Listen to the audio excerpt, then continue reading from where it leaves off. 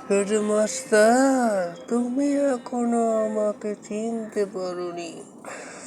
আমি যে কি খেলা তোমার সঙ্গে খেলতে চলেছি তা এখনই বুঝতে পারোনি তো? হেডমাস্টার, 10 কোটির জায়গায় 8 কোটি তুমি পাবে।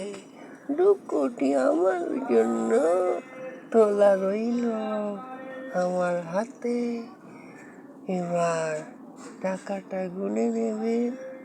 আমি এখানে আর কিছু করব না। এবার খালি তামাশাটা নির্বিঘ্নে দেখতে থাকবো। হেডমাস্টার,